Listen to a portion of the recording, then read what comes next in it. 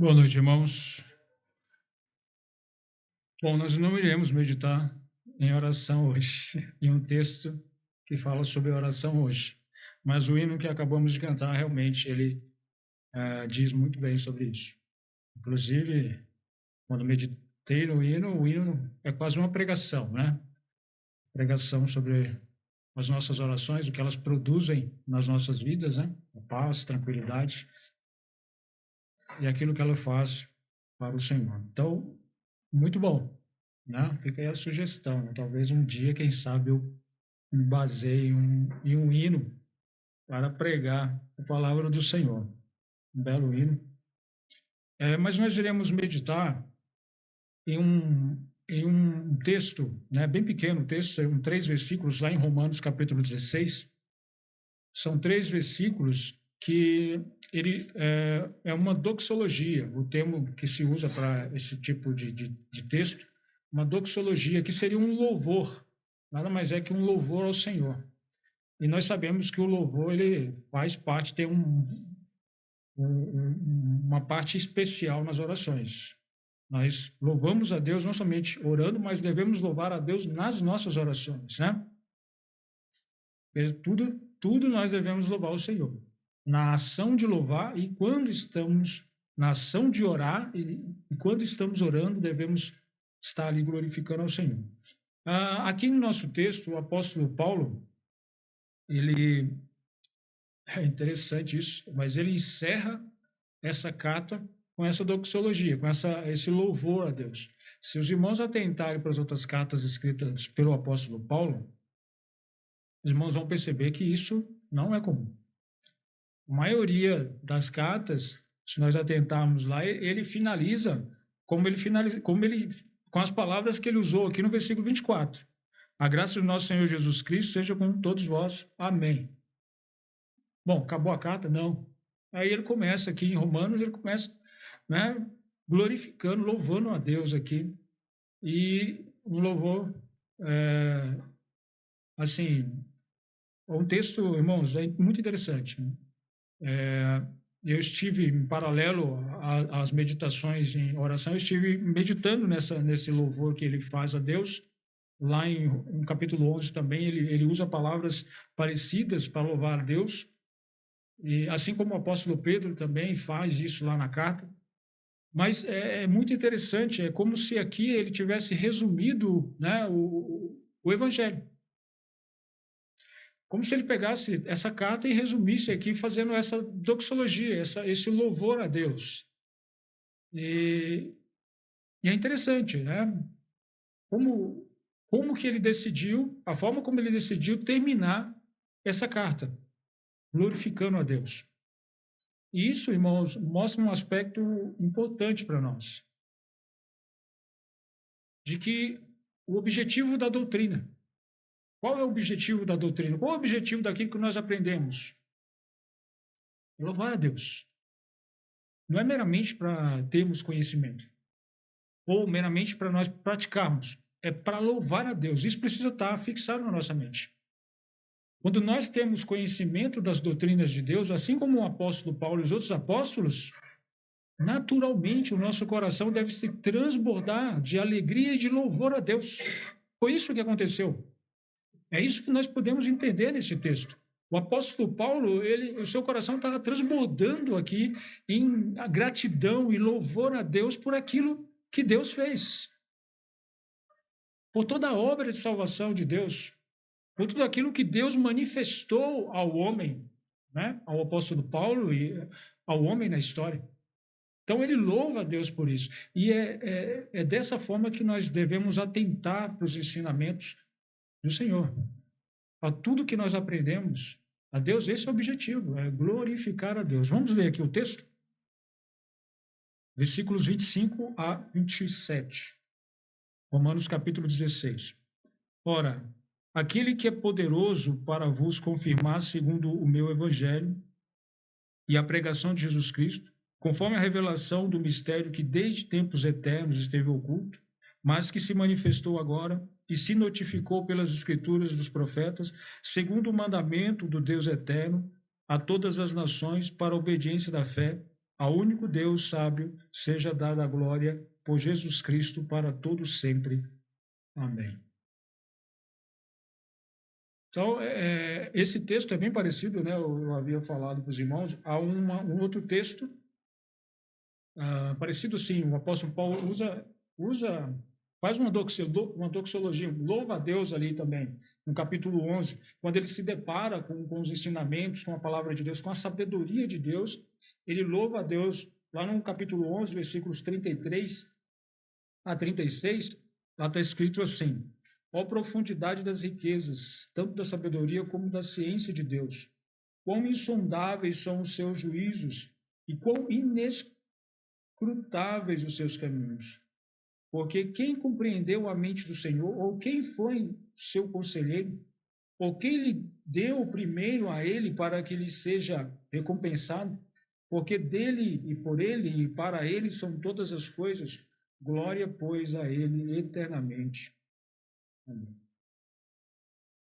Então, nós vemos que tanto nesse texto de capítulo 11, como no texto que nós vamos meditar agora, o objetivo principal, irmãos, é a glorificação do Senhor. E sabe, irmãos, isso quebra um falso ensinamento que tem surgido, de que o fim do Evangelho é a felicidade do homem. Algumas pessoas pensam assim e pregam assim, que o fim do Evangelho, o objetivo final do Evangelho é a felicidade do homem. Mas esse texto mostra totalmente diferente. Claro, irmãos, que o Evangelho traz a nós, e nós devemos estar, eu queria usar aqui um superlativo, nós deveríamos estar grandemente felizes. Qual foi o superlativo que alguém citou aí? Felicíssimos, né? Nós deveríamos estar felicíssimos, porque Deus nos perdoou em Jesus Cristo e nos abençoou com todas as bênçãos espirituais nos lugares celestiais em Cristo. Isso deveria nos tornar pessoas felizes, totalmente felizes. Mas o fim, irmãos, do Evangelho não é esse. O Evangelho traz felicidade para o homem, sim, para todo aquele que foi salvo, resgatado por Jesus Cristo. O Evangelho traz felicidade. Mas o fim do que nós vemos na palavra de Deus é esse. É a glória de Deus eternamente. Desse Deus único, Deus sábio, seja glória por Jesus Cristo para todos sempre. Amém. Esse que deve ser o entendimento para nós, para as pessoas que olham o Evangelho de Jesus Cristo. O fim dele é o louvor de Deus, é a glória de Deus. E, irmãos, quando nós temos esse entendimento, muitas coisas elas ficam de fácil compreensão. Por quê? Porque quando se entende de que o objetivo do Evangelho é a felicidade do homem, como a gente vai responder, né, a questões como pessoas que simplesmente foram mortas por causa do Evangelho?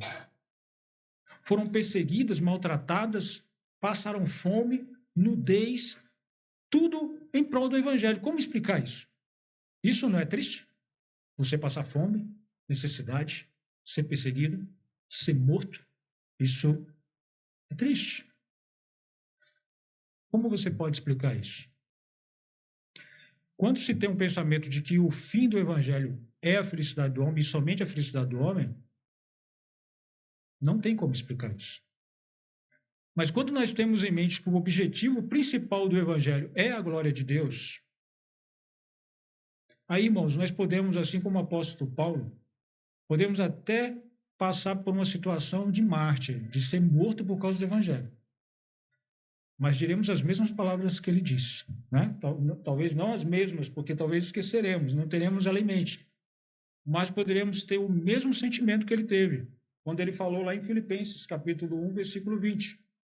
Segundo a minha intensa expectação e esperança, de que em nada serei confundido, antes, com toda a confiança, Cristo será, tanto agora como sempre, engrandecido no meu corpo, seja pela vida, seja pela morte.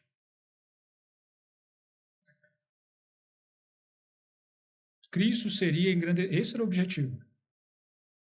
Cristo seria engrandecido na vida do apóstolo Paulo, seja pela vida, seja na morte. Ele sabia que o objetivo do evangelho era esse, era glorificar a Deus. Por isso que ele tinha isso claro em sua mente. Irmãos, o que eu estou dizendo não significa que a felicidade ela anda em oposição à glória de Deus, de forma alguma. A felicidade do homem ela não anda em oposição à glória de Deus. Deus é extremamente glorificado quando nós estamos satisfeitos nele.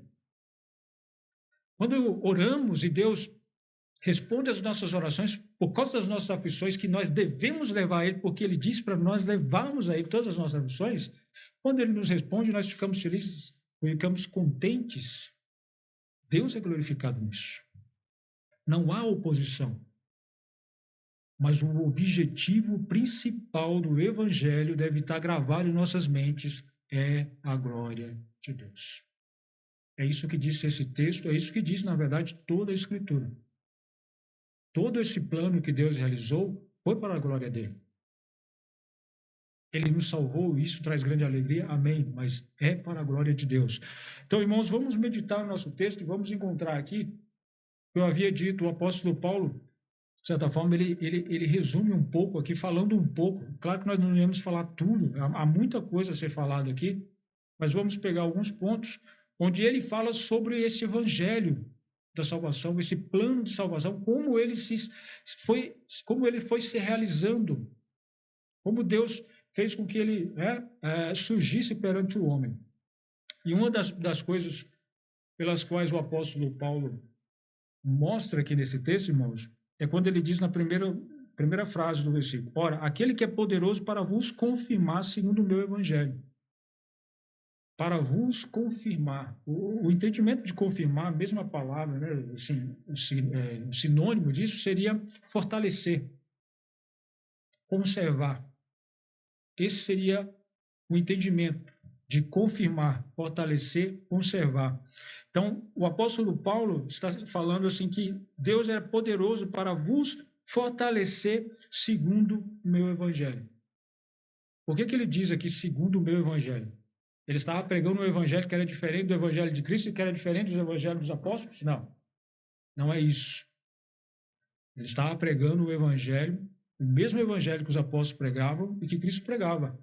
O que Paulo está querendo deixar destacado aqui, que é o evangelho o qual ele recebeu pessoalmente de Cristo e que ele tinha convicção daquilo que estava passando. Como ele fala lá em Gálatas, eu gostaria de ler com os irmãos, Gálatas capítulo 1, que ele não recebeu esse evangelho de homem algum, mas do próprio Senhor Jesus Cristo. Gálatas capítulo 1, versículos 11 a 15, mas eu gostaria de ler somente o 12, mas o texto seria mais ou menos do 11 a 15 aqui, tá? Versículo 12. Porque não recebi, nem aprendi de homem algum, mas pela revelação de Jesus Cristo. Paulo deixa claro aqui, na verdade, mais versículos aqui, ele mostrando isso, de que o que ele aprendeu não foi de homens, e ele conta provas disso, mas do próprio Senhor Jesus Cristo. O evangelho que ele pregou, ele recebeu do próprio Senhor Jesus Cristo. Não foram os apóstolos que passaram para ele deixa isso bem claro. Na verdade, os apóstolos depois ouviram dele esse evangelho que ele estava pregando e o aprovaram. Aprovaram esse evangelho. No capítulo 2 aqui de Gálatas mesmo, nós podemos ver isso. Ele fala aqui no versículo 9. Na verdade, começa a partir do versículo 1, mas vamos aqui a partir do versículo 9. E conhecendo Tiago, Cefas e João, que eram considerados como as colunas, a graça que me foi sido dada, deram-nos a destras em comunhão comigo e com Barnabé, para que nós fôssemos aos gentios e eles à circuncisão, recomendando-nos somente que nos lembrasse dos pobres e que também procurei fazer com diligência. O que Paulo está falando aqui? Ele pregou, falou para os discípulos, para os judeus, né? não somente aqueles que ele citou aqui, Tiago, Cefas e João, que eram as colunas, mas os outros aquilo pelo qual eles estavam pregando aos gentios. E isso foi aceito. E eles recomendaram de que eles continuassem pregando isso. Então, esse evangelho que o apóstolo Paulo pregou, que ele se refere como sendo o evangelho dele, né, o meu evangelho, não é que era dele, né, era um evangelho diferente, não, era o evangelho de Cristo. Só que ele tinha convicção do que estava pregando porque ele recebeu de Cristo. Por isso ele usa essa palavra aqui, o meu evangelho, que o Senhor, ele fala, ora, aquele que é poderoso para vos confirmar, segundo esse evangelho, vos fortalecer. Irmãos, por que nós precisamos ser fortalecidos no evangelho de Jesus Cristo? Um dos pontos que nós entendemos seria o que Paulo fala quase no final aqui, no versículo 17. Rogo-vos, pois, irmãos, que noteis os que promovem dissensões e escândalos contra a doutrina que aprendestes, desviai-vos deles. Como você consegue desviar de um falso ensinamento? Você conhecendo o verdadeiro. Se você não conhece o ensinamento verdadeiro, você, consequentemente, vai se deixar levar pelo falso. Então, uma forma de sermos fortalecidos é assim, melhorando a frase, né? Devemos ser fortalecidos por esse motivo,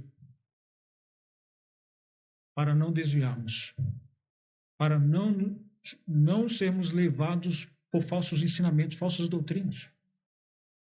Devemos ser fortalecidos para não desviarmos da verdade, como, infelizmente, Paulo até exorta lá os Gálatas, né? Estavam se desviando para um evangelho, um falso evangelho, o qual não era nenhum evangelho, né?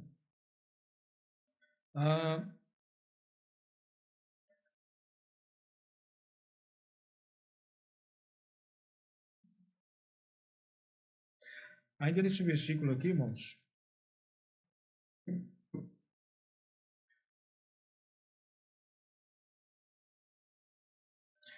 quando fala assim, que Deus nos fortalece segundo o seu evangelho, e aí ele continua falando assim, e a pregação de Jesus Cristo.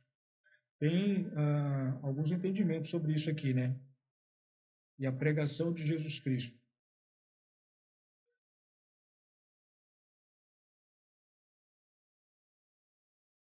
Antes disso, né, eu estou esquecendo, pulando um versículo que é bem interessante com esse fortalecimento.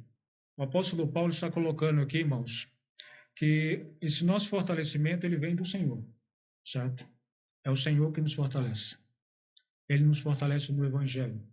Esse Evangelho que foi pregado pelos apóstolos, o qual chegou a nós e que devemos propagar. É o Senhor que faz isso. E uma passagem que nos mostra e fala isso de forma mais clara seria Filipenses capítulo 1, versículo 6. Tendo por certo isso mesmo, que aquele que em vós começou a boa obra, a aperfeiçoará até o dia de Jesus Cristo. Então, irmãos, é Deus que faz essa boa obra. É Deus que nos fortalece no Evangelho. Quando nós vemos uma pessoa servindo fielmente ao Senhor, irmãos, a glória por aquilo, pelas obras que nós realizamos, que as pessoas realizam, que nossos irmãos em Cristo realizam, essa glória é a Deus, não é isso? Quem nós damos glória quando nós vemos um homem de Deus ou uma mulher de Deus? É a Deus. Infelizmente, às vezes nós ficamos tão ofuscados pelas boas qualidades do nosso irmão que esquecemos. Não significa que a gente não deva elogiar a pessoa por fazer boas coisas, por andar em conformidade com a palavra de Deus. Nós devemos, sim.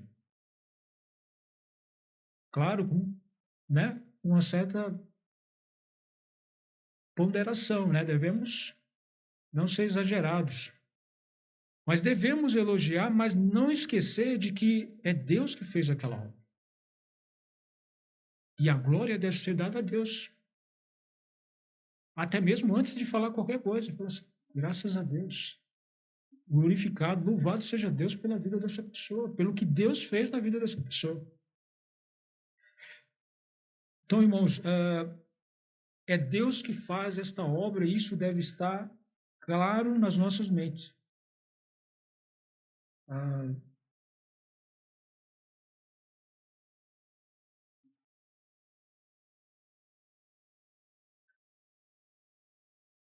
Um texto que deixa bem claro isso, né? É Deus que faz e Deus tem poder para isso. Efésios capítulo 2, versículos 1 em diante.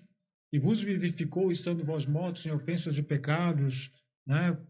O irmão Nicolas lembra bem isso aí? Eu já esqueci, mas lá em Efésios capítulo 5 fala que Deus nos ressuscitou, irmãos. Então, se Deus nos ressuscitou, Ele nos mantém. A vida vem dele e Ele mantém essa vida em nós. Nós precisamos desse fortalecimento vindo do Senhor. Fortalecimento no Evangelho. E aí, irmãos, dando continuidade no que eu havia parado, é que eu estava pulando isso aqui, tá? Por isso que eu acabei voltando um pouco. Mas aí Paulo dá sequência falando assim, segundo o meu Evangelho e a pregação de Jesus Cristo. Alguns entendimentos sobre a pregação de Jesus Cristo seria assim, de que Jesus estaria pregando, e Jesus pregou, né? Quando ele esteve aqui no seu ministério, pessoalmente, ele pregou o evangelho do arrependimento, isso é fato. Esse seria um entendimento, né? Quando eu falo assim, e a pregação de Jesus Cristo, quando Paulo está falando isso. Ou alguns falam assim, né? Que seria a pregação de Jesus Cristo através de Paulo, né? Quando Paulo está pregando, Jesus Cristo está pregando. Mas o melhor entendimento, irmãos, e que eu acredito ser o correto, seria a pregação de Paulo, que era Jesus Cristo. Paulo deixou isso bem claro. Quando ele foi às igrejas, que o assunto dele, o assunto principal da sua pregação era Cristo. E esse crucificado.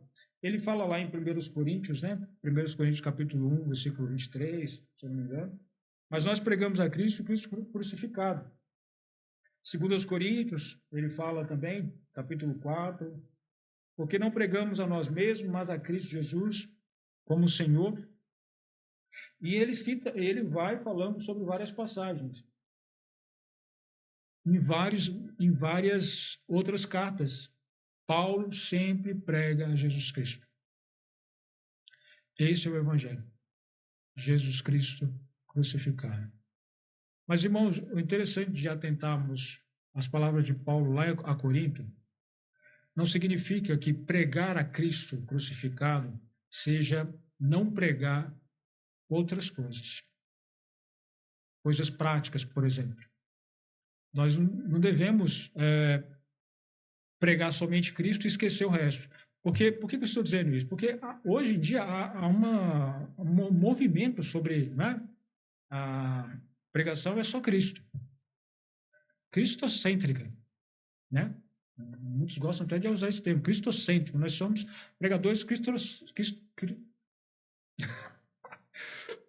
Nossa, quanto que eu vou tirar esse aparelho?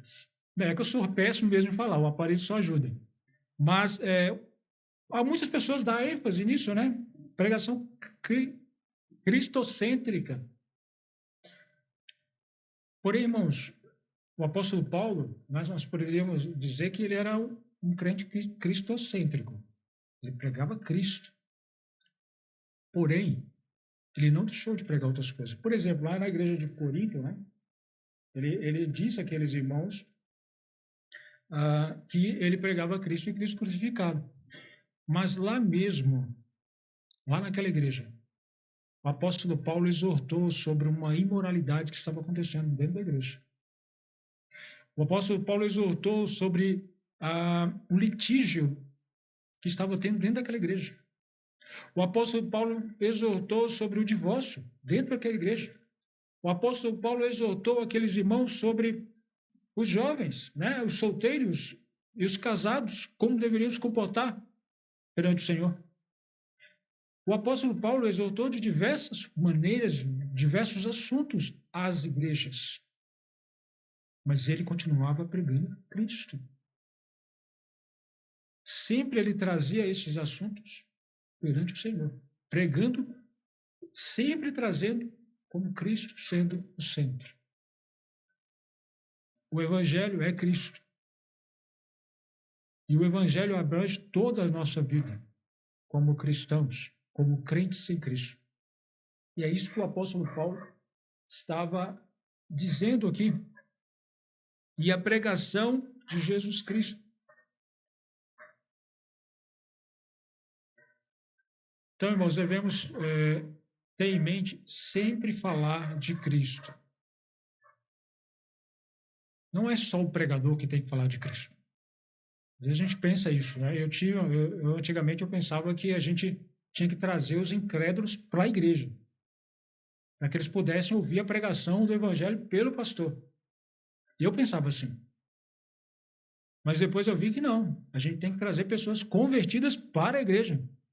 Ou seja, nós devemos pregar o evangelho para essas pessoas e essas pessoas se converterem. E aí virem para a igreja para juntos louvarmos ao Senhor.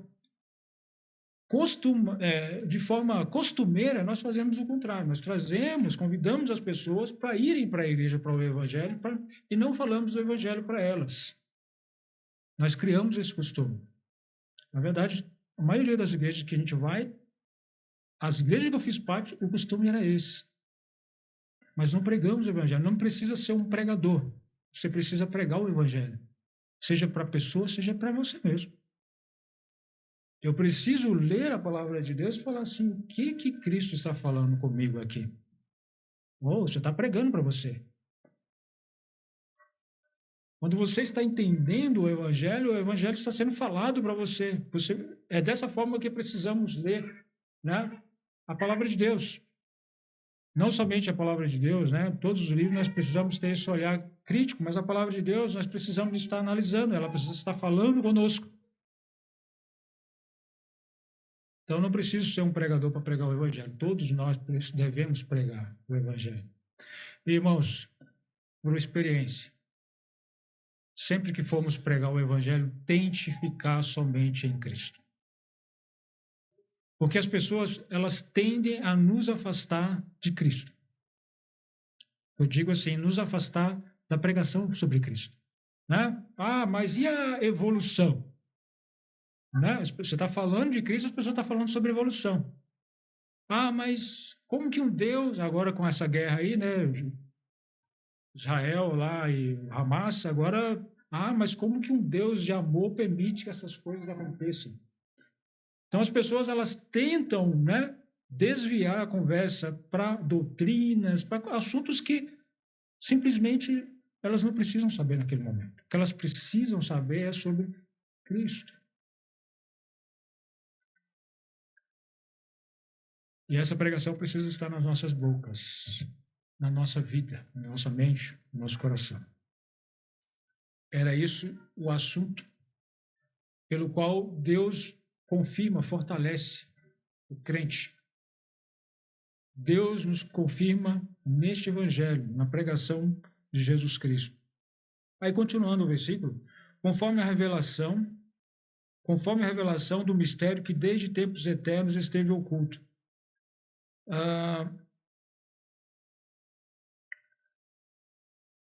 Esse mistério, irmãos, a que mistério o apóstolo Paulo se refere aqui? Bom, quando ele fala mistério, é bom nós termos em mente que não é algo tipo assim, nossa, que mistério, vamos chamar o Sherlock Holmes para descobrir, né? Como se fosse um mistério que ninguém consegue descobrir, um quebra-cabeça, algo difícil. Não é isso. Quando o Novo Testamento se referia a mistério, o apóstolo Paulo se referia a essa palavra mistério, era algo que estava oculto, mas que agora está claro. Foi revelado.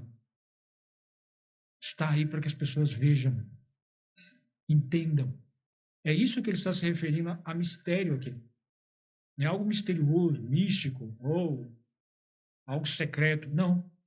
É esse tipo de mistério que ele está se referindo. Mas por que esse mistério, né? Agora vem a questão. Por que esse mistério esteve, desde tempos eternos, estava oculto? Oculto como? Bom, irmãos, nós vemos na palavra de Deus que Deus, lá em Gênesis, lá no capítulo 3, se eu não me engano, versículo 15, na verdade, um pouco antes disso, Quando o homem pecou, figuradamente, quando Adão pecou e Eva, figuradamente ali, né, Deus mostrou ali o seu plano de salvação.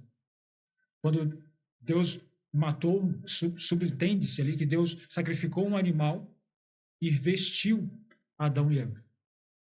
E ele faz uma promessa, no capítulo 3, versículo 15, que a semente da mulher esmagaria a cabeça da serpente. Então essa é a promessa. A promessa de que haveria esse evangelho, que Jesus Cristo viria e morreria pelos nossos pecados.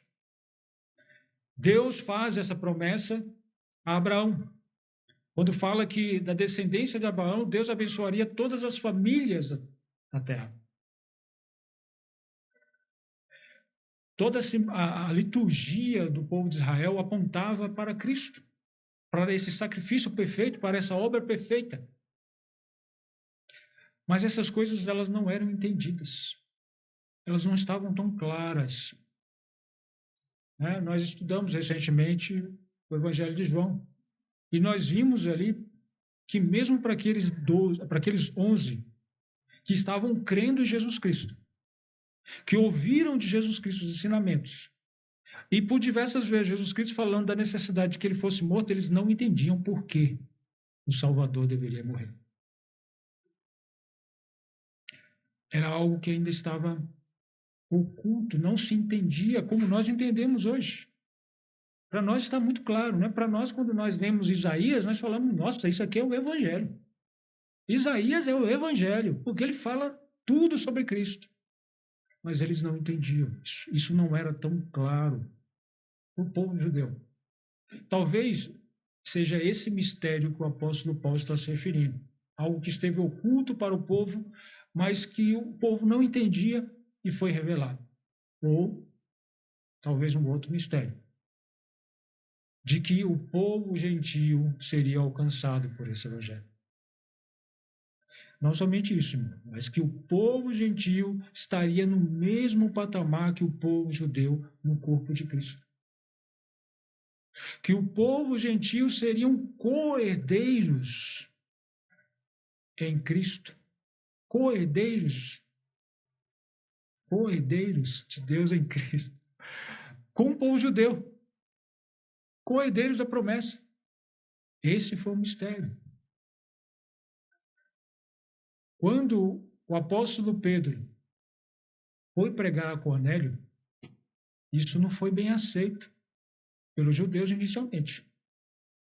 Eles não olharam isso com bons olhos. O próprio Pedro estava meio redutível, né? Falou, não, mas como assim? Até que o Senhor trabalhou, mostrou para ele através de visões, e ele foi. E pregou, e viu que realmente Deus fez a obra na vida do Cornélio e da sua família. E Deus levantou o apóstolo Paulo, um judeu, para pregar aos gentios. Então, irmãos, isso foi algo que não estava claro para aquele povo, mas que, neste momento, Deus havia revelado plenamente. E o apóstolo Paulo estava falando para aqueles gentios em Roma. Não somente para aqueles gentios, mas para todos os gentios em Roma, em Corinto, em Éfeso, em Filipos e etc. Nas igrejas da Galácia, o apóstolo Paulo estava pregando essa verdade que estava agora, esse mistério que agora estava revelado, né? Então, temos aí possíveis, ele pode estar se referindo a um desses dois mistérios, ou os dois ao mesmo tempo. Né? Essa salvação perfeita em Cristo, e que as nações seriam alcançadas por essa promessa, como Deus falou lá para Abraão. E aqui no versículo 26 ele fala assim, mas que foi manifestado agora e se notificou pelas escrituras dos profetas, segundo o mandamento do Deus eterno, a todas as nações para a obediência da fé.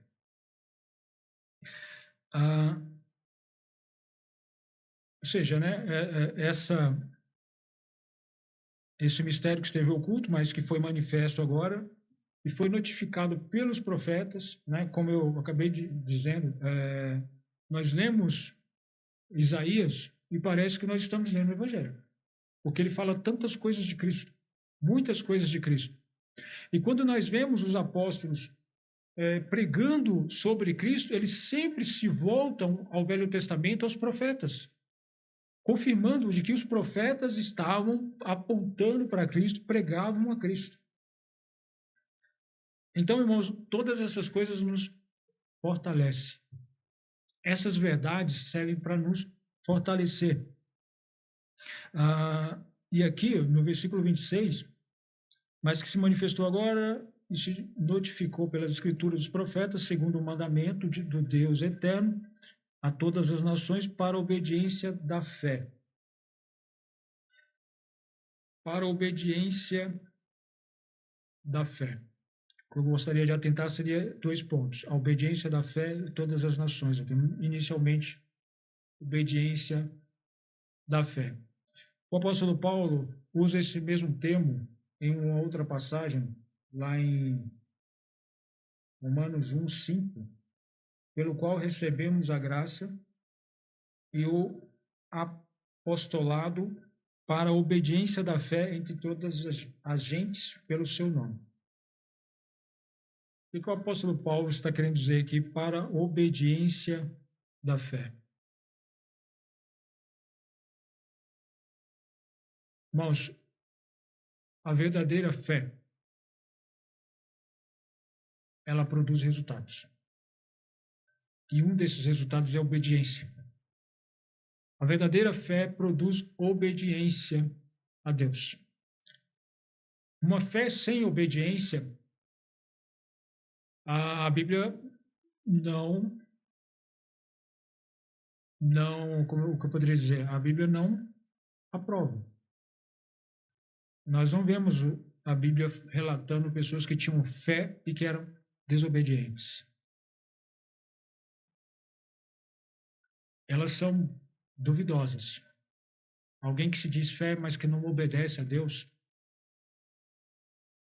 é duvidoso se realmente a sua fé é verdadeira. Porque o próprio Jesus Cristo, quando ele fala lá em Mateus capítulo 7, versículos 23 em diante, 21 a 23, quando ele fala e haveria pessoas que falavam, Senhor, Senhor, mas em teu nome fizemos milagres, expulsamos demônios. Percebe? Essas pessoas estão dizendo que no nome de Jesus eles fizeram grandes coisas. Milagres, expulsou demônios e tudo. Mas Jesus diz a eles, nunca vos conheci, apartai-vos de mim. Por quê? Porque eles não obedeciam. Vamos abrir lá para vocês, para nós atentarmos para isso. Mateus capítulo 7. Vamos ver. Isso já. Mateus 7, 21 a 23. Nem todo que me diz Senhor, Senhor entrará no reino dos céus, mas aquele que faz a vontade do meu Pai que está nos céus. Muitos me dirão naquele dia. Desculpe. Muitos me dirão naquele dia, Senhor, Senhor, não profetizamos nós em teu nome? E em teu nome não expulsamos demônios? E em teu nome não fizemos muitas maravilhas? Então lhes direi abertamente, nunca vos conheci, apartai-vos de mim, vós que praticais a iniquidade.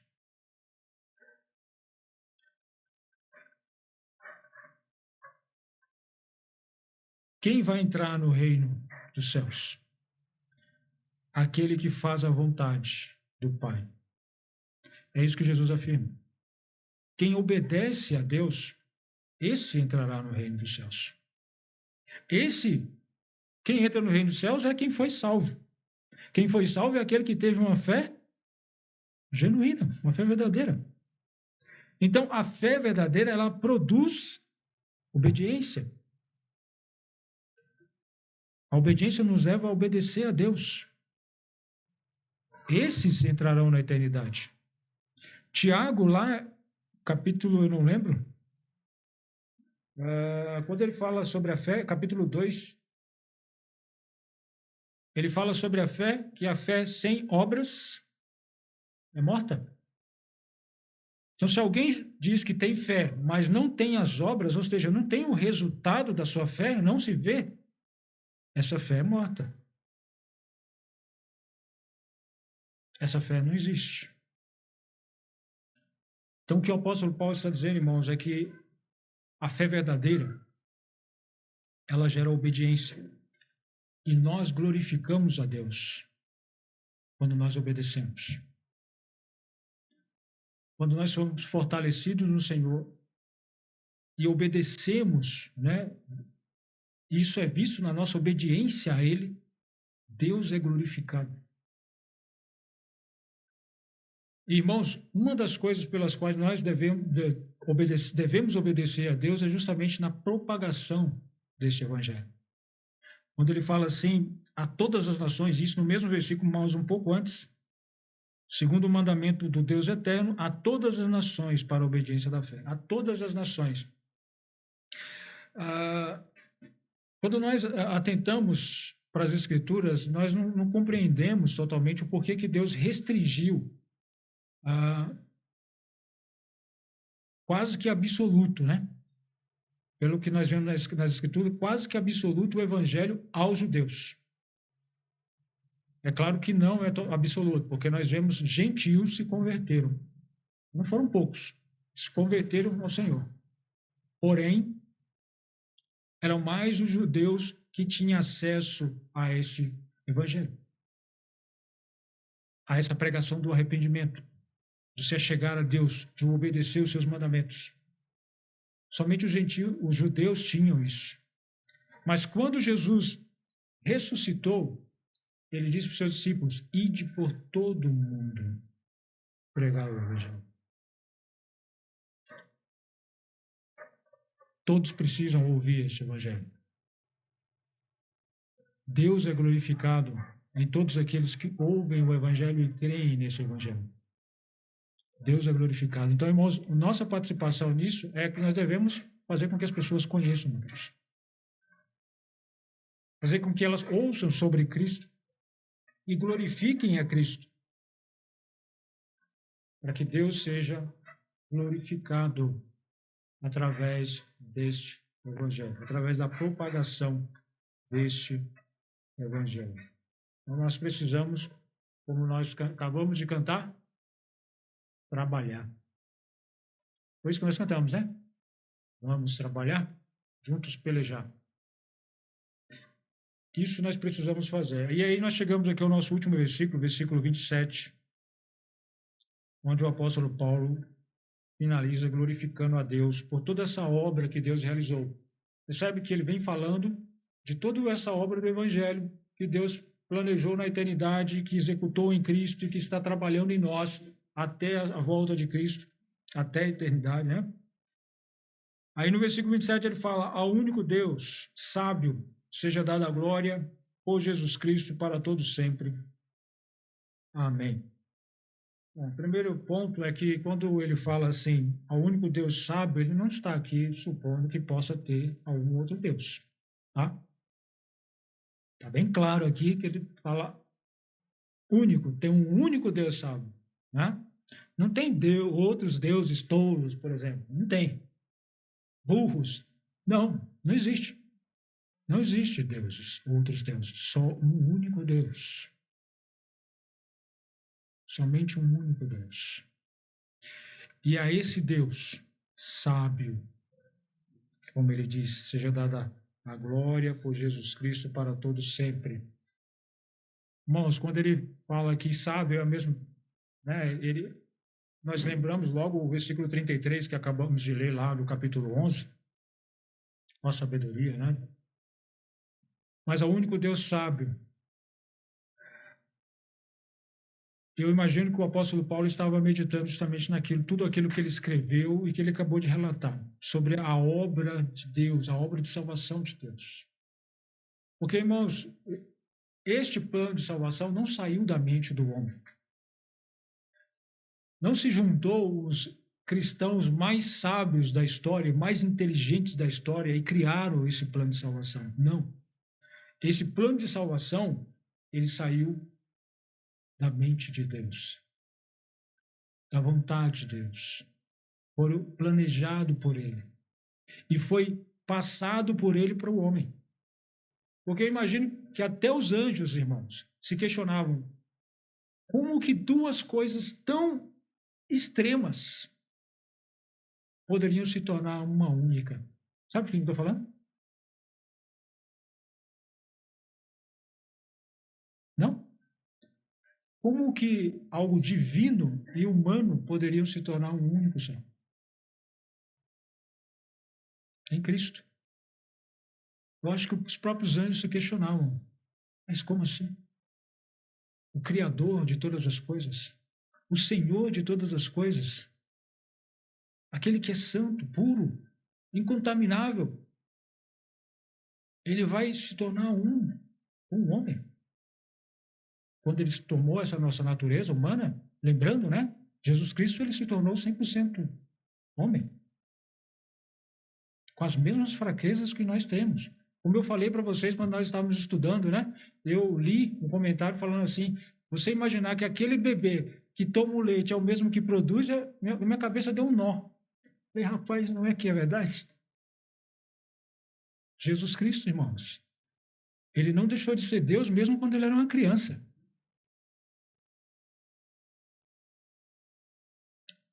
E isso, irmãos, não passava nem pela mente dos anjos.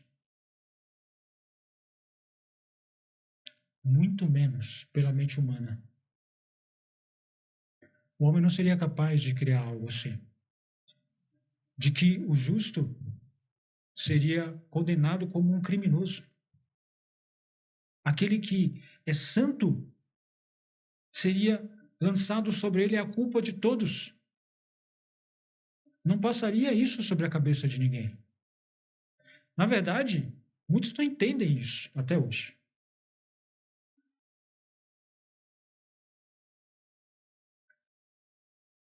Essa é a sabedoria de Deus, irmãos. Um plano onde esse Deus se teria como satisfeito e o pecador seria justificado. Por isso, irmãos, é que nós falamos, olha, graças a Deus, Deus não nos dá aquilo que nós merecemos, mas o que nós não merecemos, Ele nos deu.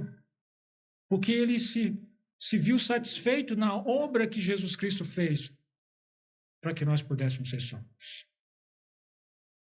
Então, você imaginaria algo assim? Você acha capaz de criar um plano de salvação assim?